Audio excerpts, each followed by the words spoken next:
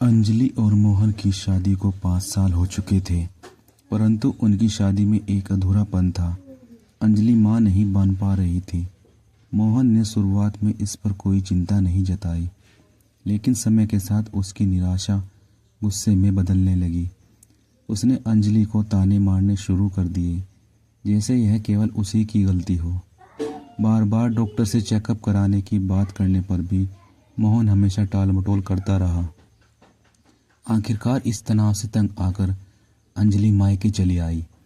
अपनी माँ के पास रहकर वह कुछ दिनों के लिए आराम करना चाहती थी, लेकिन उसकी माँ को जैसे ही उसकी समस्या का पता चला, उसने तुरंत ही एक पहुँचे हुए बाबा के बारे में बताया। माँ ने कहा वह बाबा कई औरतों की गोदहारी कर चुके हैं। अंजलि को झाड़ फूंक और बाबा पर विश्वास नहीं था, लेकिन माँ के दबाव में आकर वह चुप रही। अगर तुम बाबा के पास नहीं जाओगी तो मोहन तुम्हें छोड़ देगा। यह मौका हाथ से मत जाने दो, माँ ने चेतावनी दी।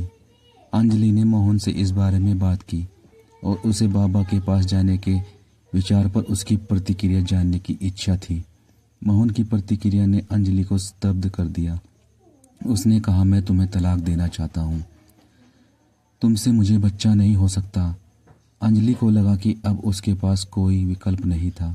माँ के कहने पर वह बाबा के आश्रम जाने के लिए तैयार हो गई। आश्रम में पहुँचने पर उसे बताया गया कि यहाँ मर्दों का आना मना है। वहाँ केवल बाबा और उसकी शिष्याएं ही थी। शिष्या ने अंजलि से कहा, तुम एक कागज पर अपनी पसंदीदा मिठाई का नाम लिखो। बाबा अपनी चमत्कारी शक्तियों से जान जाएंगे कि तुमने क्या लिखा है। अंजलि ने मनपसंद मिठाई का नाम लिखकर कागज एक बक्से में डाल दिया।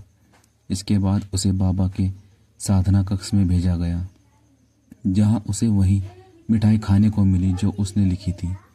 वह हैरान रह गई, लेकिन उसने इस पेज पर ज़्यादा ध्यान नहीं दिया। बाबा ने अंजलि से कहा, अगर तुम माँ बनना चाहती हो तो तुम्हें इस साधना कक्ष में एक रात अकेले बितानी होगी। यहाँ सोने से तुम्हारी गोदहरी हो जाएगी। अंजलि को इसमें कुछ संदेह था, लेकिन माँ के कहने पर वह तैयार हो गई। कमरे को बंद करने के बाद माँ ने ताला लगाया और चाबी अपने पास रख ली। अंजलि ने बाबा की दी गई मिठाई खाई, लेकिन उससे कुछ अजीब सा महसूस होने लगा। उसकी आंखें भारी होने लगी और जल्द ही वह गहरी नींद में डूब गई। अगले दिन जब दरवाज़ा खोला गया तो अंजलि को याद नहीं था कि रात में क्या हुआ, पर वह इस बात से निश्चित थी कि कोई अंदर नहीं आया, क्योंकि दरवाजे की चाबी के पास थी और कमरे में कोई दूसरा रास्ता नहीं था। 2 महीने बाद अंजलि को उल्टियाँ शुरू हुई। वह तुरंत अपने दोस्त डॉक्टर रमेश के पास गई। जांच के बाद पता चला कि वह गर्भवती थी। यह सुनकर अंजलि के होश उड़ गए। यह कैसे हो सकता है? उसने डॉक्टर रमेश से पूछा। मुझे अपने पति से मिले 5 महीने हो गए हैं। रमेश ने रिपोर्ट की पुष्टि की और कहा, तुम गर्भवती हो। अंजलि को कुछ समझ नहीं आ रहा था। घर लौटकर जब उसने माँ को यह बात बताई तो माँ खुशी से झूम उठी, पर जब अंजलि ने कहा कि उसे मोहन से मिले 5 महीने से ज़्यादा हो गए हैं, माँ चुप हो गई।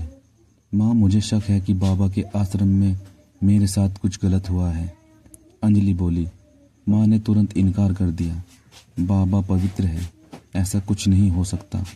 यह तो उनका चमत्कार है। लेकिन अंजलि को यह सब असामान्य नहीं लग रहा था।